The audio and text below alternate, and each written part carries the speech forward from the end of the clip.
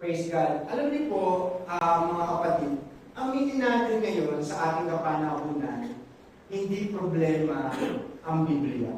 Tama po ba? We have more access. Ang bansang Pilipinas, pwede tayong bumili kahit saan, sa Lazada, sa Shopee, sa National Bookstore. Ano niyo po? Ganun po kagrabe yung access na ibinibigay sa atin ng Lord. So kaya po, ang awareness lang ngayon ay, are we engaged talaga ba? Tayo ba talaga ay sumusunod sa salita ng Diyos? Kasi po, ang problema sa kasalukuyan natin ay ang pagbabasa, pagbubulay-bulay, at pagsunod dito. Ito yung malaking tanong na sinasabi ng National Bible Month. Are we following the Lord?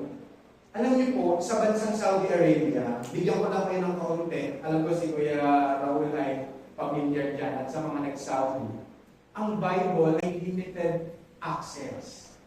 Ang tawag namin sa Bible, pag sa labas, hindi siya pwede tawaging Bible kasi maano siya ng mga Saudi. Ang tawag sa akin bilang pastor, coach. Pag pupunta kami sa church, pupunta kami sa gym. Ganun po.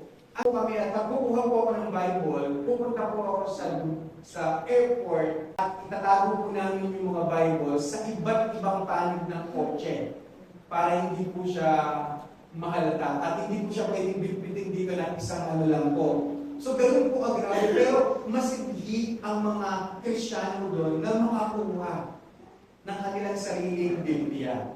At isang pagpapala doon sa Saudi Arabia ay yung, alam niyo po yung mga Amerikano sa Saudi Arabia ay hindi masyadong i-inspect ng mga Saudi.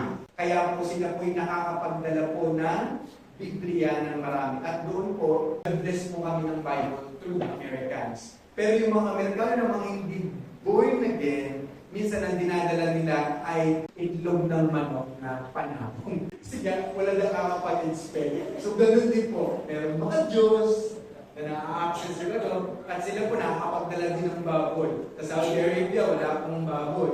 Ano po, puro manok po yung kinakain namin doon. Kaya kami ni Kuya Rod dati ilipad na sa puro chicken. Ano po?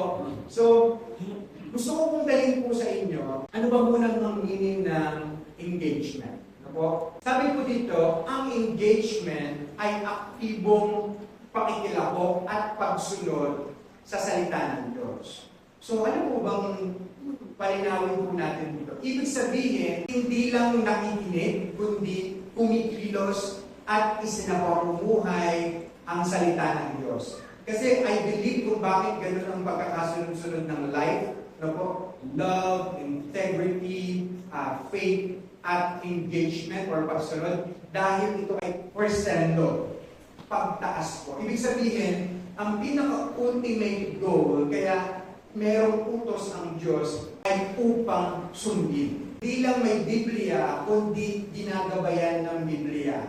Sa mas malinaw pa, ang engagement ay kapag ang salita ng Diyos ay may boses sa ating mga desisyon. So we are called engaged pag ang salita ng Diyos ay may boses sa ating mga desisyon. Na hindi tayo nag-decide sa ministry, sa personal life, sa school, sa trabaho, hanggat hindi ito align sa salita ng Diyos. Yun ang engagement.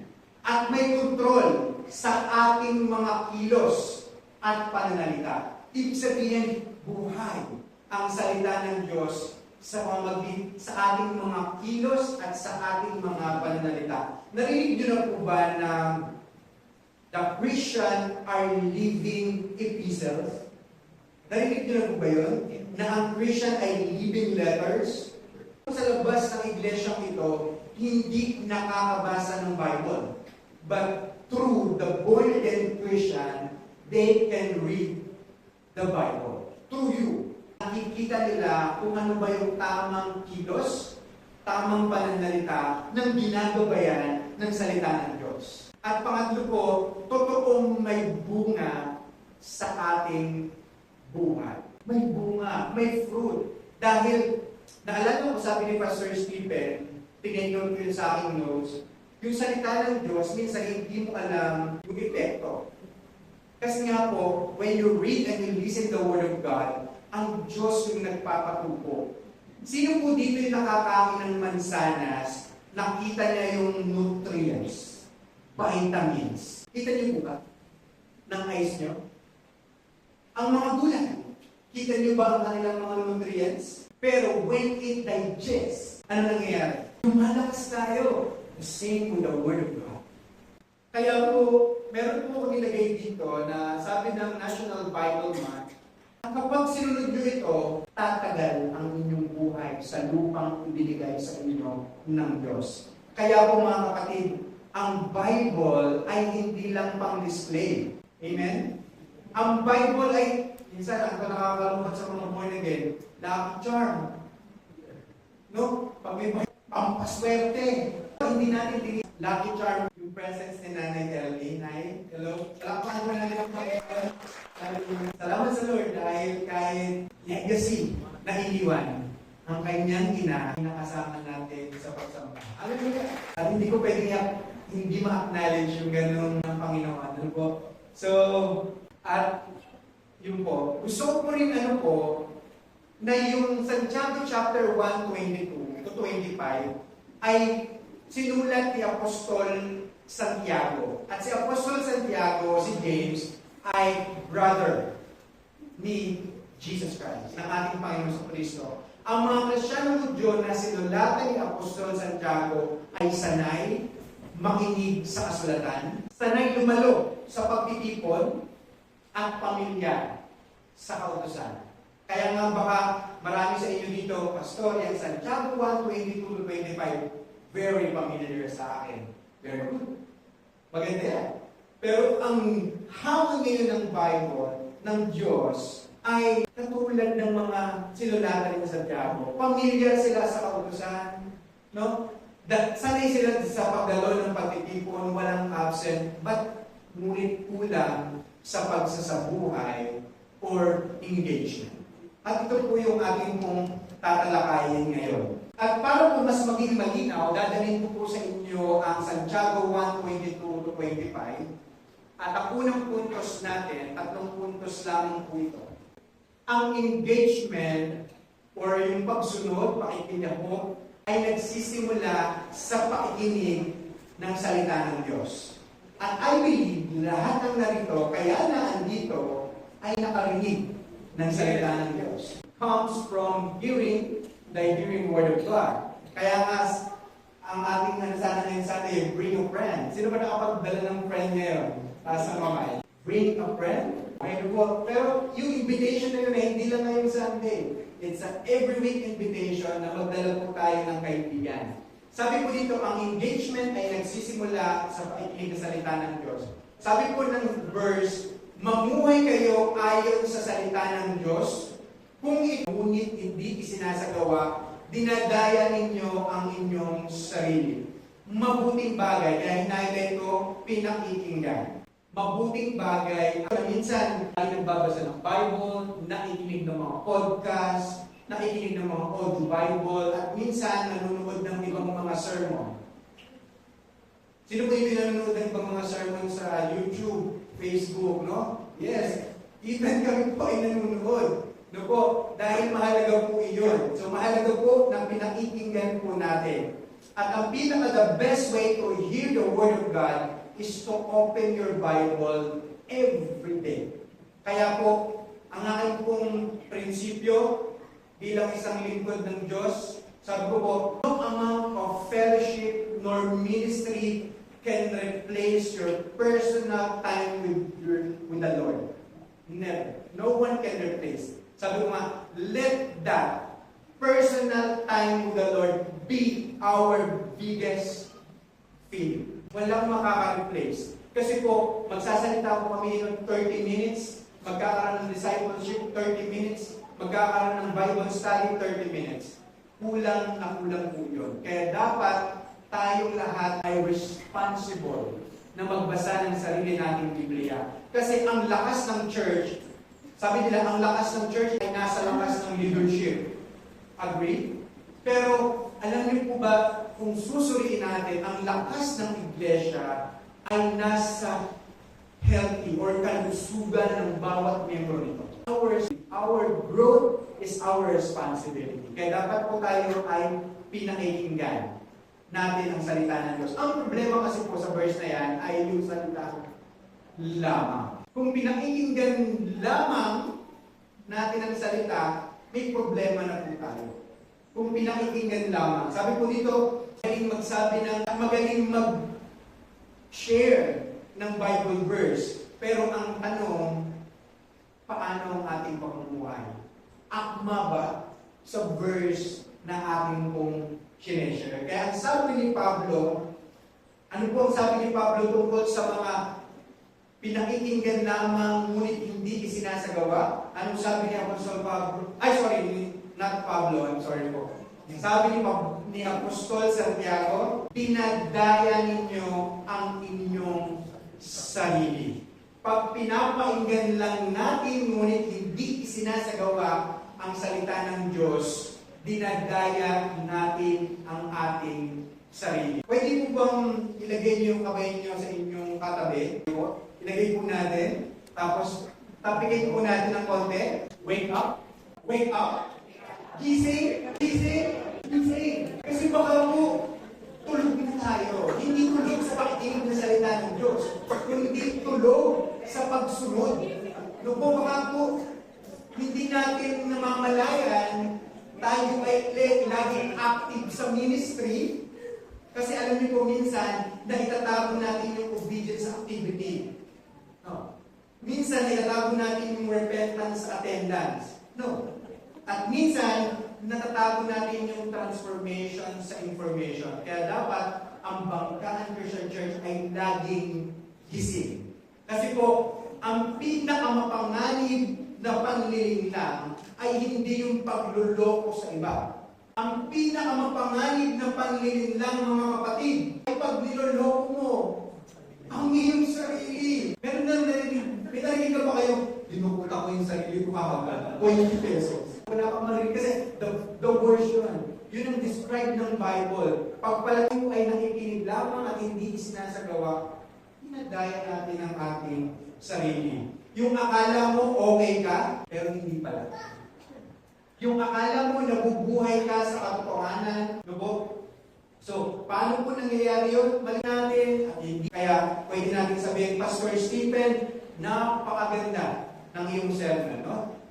Nag-preach si Pastor. Ngunit, maganda nga ang sermon ni Pastor. Ngunit pag uwi natin ng bahay, galing pa rin tayo sa ating asawa. No? Tamad pa rin tayo sa bahay. Sabi ng mga magulang, hinahanap ko ba ang lumanak? No? Tuloy pa rin tayo sa ating bisyo. Tuloy pa rin tayo sa dati natin nakasanayan. Hindi pa rin tayo tapat sa trabaho. Integrity. No? Yan ang tinuturo ng Bible. Tapat kahit sa ang panahon. Wala pa rin pagmamahal sa kapwa. Mataas pa rin ang tingin sa sarili. Kaya po, ang aming buhay ay hindi nababago sa mga sermon na pinuri na. Ang buhay ay nababago at patuloy na nababago pag sinusunod natin ang salita ng Diyos. Amen? Amen. Kaya nga po, naririto ka ba para ma-bless lang o para makasunod? Narito ka ba para ma-inspire lang sa salita ng Diyos o naandito ka upang mabago? So yun yung mga tanong, ano po, kaya nagsisimula sa pakikinig. Kaya ang second point ay ang engagement ay nakikita sa buong pusong pagsunod. Kasi kanina, pakikinig. Ngayon, itatapik naman natin yung pagsunod. Ang sabi ng salita ng Diyos, gagamitin ko po yung version ng King James, Tagalog. Kaya sabi ko nga po, dapat lagi po kayong may mga ibang verses. Kayo ng salita at huwag tagapakinig lamang na inyong dinadaya ang inyong sarili. Sa English yan, be the doer of the word. Kailangan tayo ay natawag na doer, practitioner ng salita ng Diyos. At ang sabi ng doer, sabi ni Santiago, tagatupad. Be a doer. Be tagatupad ng salita ng Diyos. At mga kapatid, hindi ito suggestion ni James, kundi ito sa bawat dapat tayo ng nakikita sa atin ang obedience. Kaya nga po, naniniwala ko the greatest worship of a Christian is obeying God. Obeying the Lord. Alam ko po, natapos na ito sa mga nakaraan. Sabi, isang bagong utos, iba na ipaliwanag na natin ito, dati ang paano natin mamahalin ang ating kapwa, gaya ng pagmamahal natin sa ating sarili. Pero ngayon, bagong utos ang ibinibigay ng Diyos, magmahalan kayo, ang pamantayan ng pagmamahal natin ay hindi kung paano natin minamahal ang ating sarili. Kundi kung paano tayo minamahal ng Diyos. Ang pagmamahal ng Diyos sa atin ay selfless at unconditional. Amen? So, hindi lang sinasabi ni Jesus na alamin niyong utos. Ang sinasabi ng Panginoon sa Kristo, isabuhay niyo ang utos. Sapagkat naniniwala ang Panginoong Jesus na ang unang salita ng Diyos ay pag-ibig. Kaya dapat pag umikot ang inyong mata dito sa iglesia, lahat ng yan dapat ay mahal niya. Amen. Amen? Ikot niyo natin yung ating ulo, kapatid. Ayaw niyo ba kung kahit saan dito?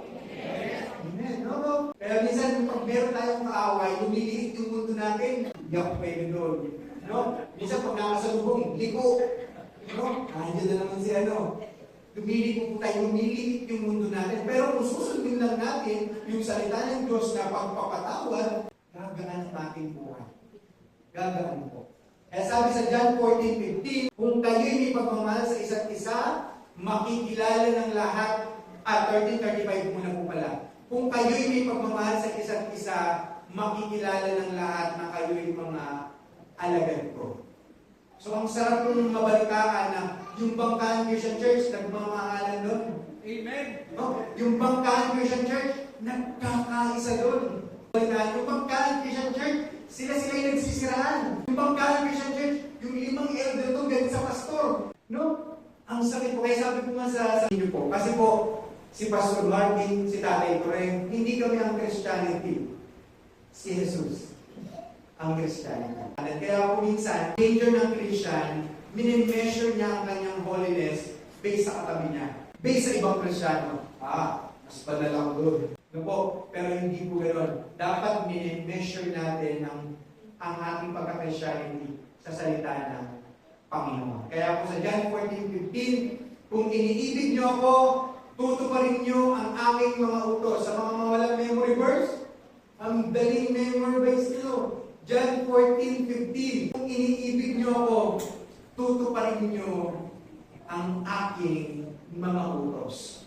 So ang ebidensya pala ng pag-ibig na atin sa Diyos ay ang pagtupad sa kanyang mga utos. Kaya dito na po tayo sa main text. Sabi po dito, sapagkat 23, ang nakikinig ng salita, ngunit hindi sumusunod dito, tapos tingnan mabuti ang sarili, ay umaalis at kinakalimutan ang kanyang itsura. Bigyan ko po kayo ng historical insight. Nung panahon po ni Santiago, ang salamin po ay hindi masyadong malinaw. Hindi katulad ngayon, kitang-kita mo, wala ka ng kilay, no? Sa mga babae. Kita mo agad, kung kulang polvo mo, kung ang lipstick mo, sumapit na, no? Sa mga babae. Pero nung panahon ni Apostol Santiago, isang na makintab lang ang salamin. At para makita mo ngayong sarili, kailangan mo talagang mag-focus. Kailangan mo talagang mag-focus para makita ang iyong sarili. At bakit mo ba tayo tumitingin sa salamin? Para tingnan ang ating ayos, kung may dumi ba, kung may dapat bang ayusin.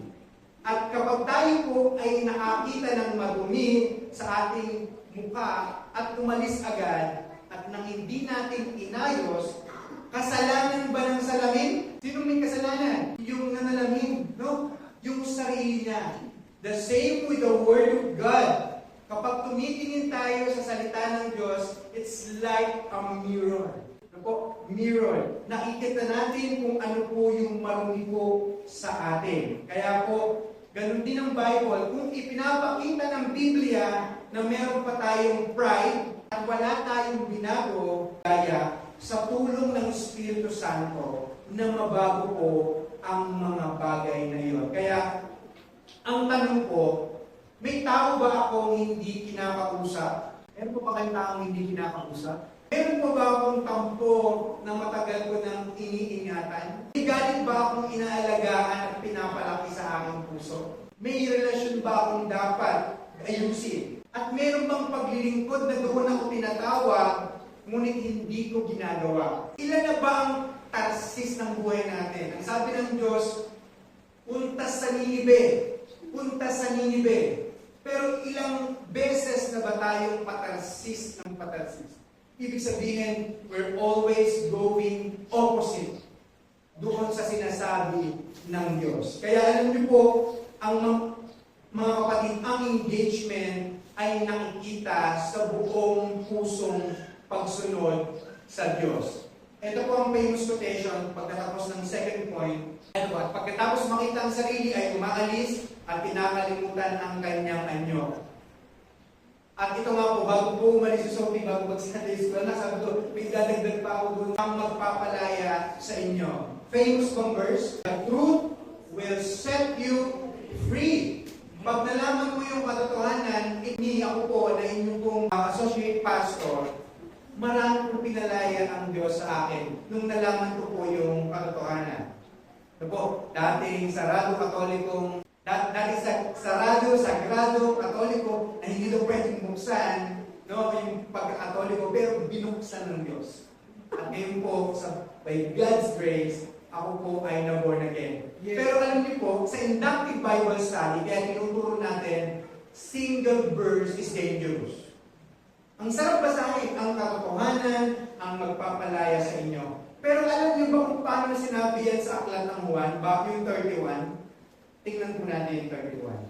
Sinabi naman ni Jesus sa mga Hudyong naniniwala sa Kanya, kung patuloy kayong susunod sa aking turo, kayong may tunay ng mga alagad ko, makikipagpapalaya sa inyo.